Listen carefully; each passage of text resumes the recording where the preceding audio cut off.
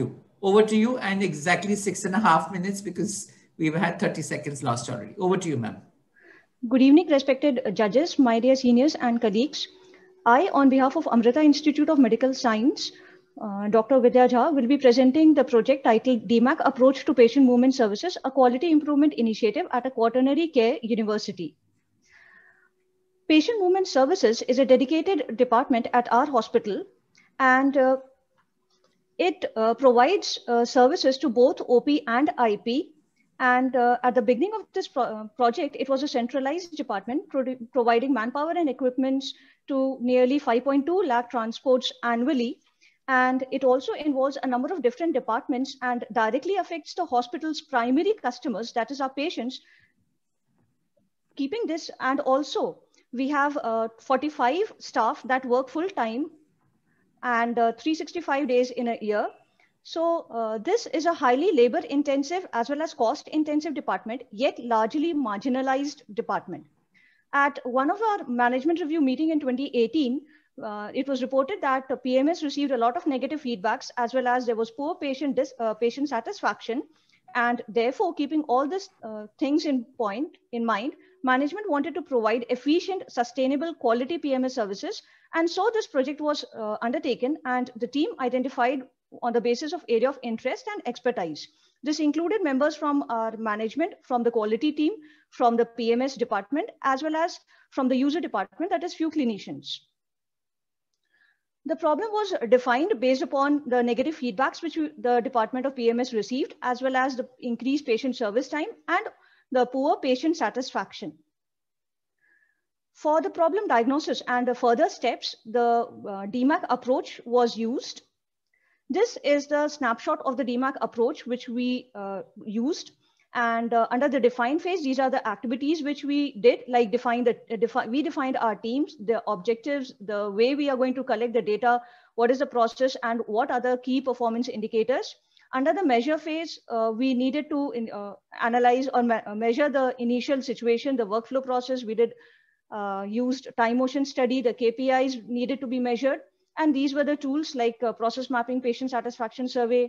Analysis we did was for waiting time, patient satisfaction. We also did root cause analysis. We used the tool like root cause analysis, Pareto diagram.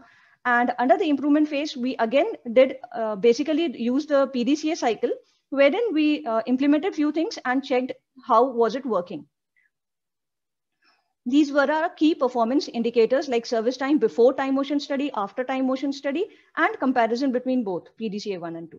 This is a workflow before the project where we can see that once the calls were received from the user department, then the transporter or the porter was assigned to different types of work. And depending upon whether a wheelchair or trolley was required or not, or was it for, at that time, we can also see that it also included not exactly for the patient movement, but other applications like discharge summary, distributing the discharge summary or the lab report also. So this was one of the findings which we found during the workflow analysis.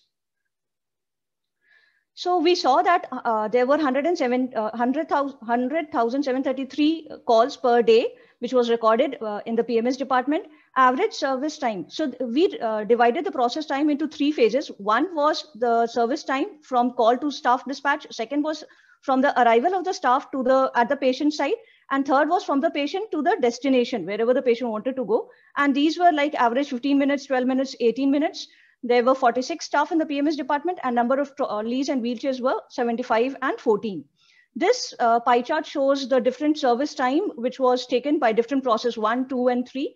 Here you can see that process 1, beyond for 38% of the time, it took 0 to 10 minutes. The rest of the 62%, it was beyond 10 minutes. Similarly, for process 3, it was approximately 75% times, it was beyond 10 minutes. And process 2 also, it was 36 plus 18. So approximately 50%, it was beyond 10 minutes. And for each process time, if we see the overall service time breakup, it was found that process 1 and 3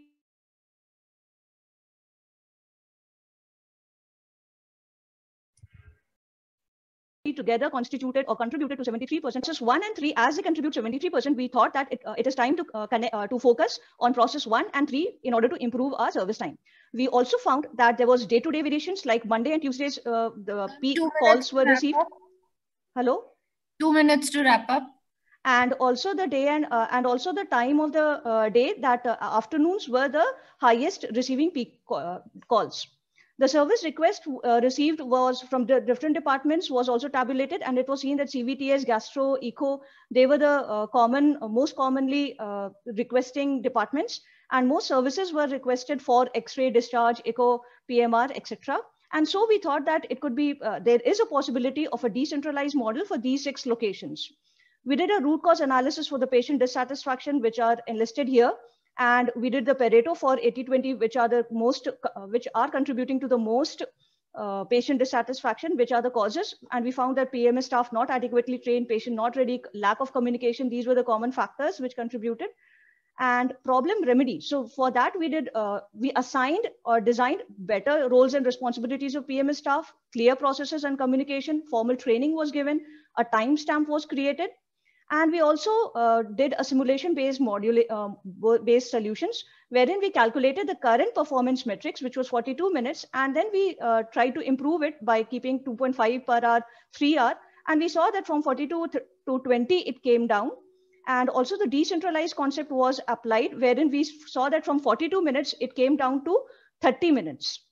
And we use certain technologies also like RFID-based tracking and reporting, and also thought of locating the PMS, nearest location-based deployment, and handheld wireless communicators. So, a brief detail about the cost savings, which showed that time savings in waiting time, if it was 12 minutes, we could additionally do transitions 120 per day, and that could help in avoiding 7.75 lakhs annually. And we could see that 30% reduction in waiting time with no extra investment in resources was achievable. After the project, we redesigned the workflow, and it is a better streamlined process now, where we out of time. And we also did staff scheduling, and these are the changes which we did. Thank you. Thank you very much. Anshuman has a question for Dr. Jha. Mr. Anshuman, over to you. Sure. Thank you, Doctor. Dr. Jha, very pleased to see some time and motion study as well. And towards the end, a brief glimpse of some pre and post improvement metrics. What was the outcome of the time and motion study, and what methods did you use for the time and motion study? Because there are multiple methods, of course, ranging from just a person taking a watch and measuring, and then to very sophisticated ones. So just a little bit more on that, so that we are more aware of your project. So we basically in time motion study, we did 2 things. One was noting the time, which was based upon observation. We, like you said, we kept a track of timing for the different services, the different processes which were done. And based upon that, the outcome of time motion study was that we could analyze our gaps. We found there were too many gaps in our existing workflow, existing motion, which was followed in the PMS. And based upon that, we tried to improve it. And the gaps which we found were not just because of the processes which were there, but because of lack of awareness of the processes, lack of training of the PMS services, and also based upon the different technologies, we could improvise the service time. We could reduce the service time. Initially, we were not aware that when the calls were, when we used to get the calls, the person, the transporter used to go on from different departments to different departments. The supervisor of the PMS was not aware when and where the transporter went. But after this time motion study, now we get centralized calls. And from there, the supervisor, based upon our queuing model on a day-to-day basis, based upon the staff scheduling, the peak times of day and time as well, she assigns the duty. Plus, Thank you, doctor. I think based I upon got my answer. as I said, Dr. Jha, we'll move on to the next question. Dr. Sunil Munkur has a question for you. Please, Dr. Munkur, over to you, sir. Yeah, Dr. Jha, thank you for your fantastic presentation and implementation of a fantastic tool in your hospital, which is resulting in patient safety as well as safe transfer. My question to you is, in your time motion study, you analyzed that it takes 18 minutes on an average to transfer the patient from department to the destination.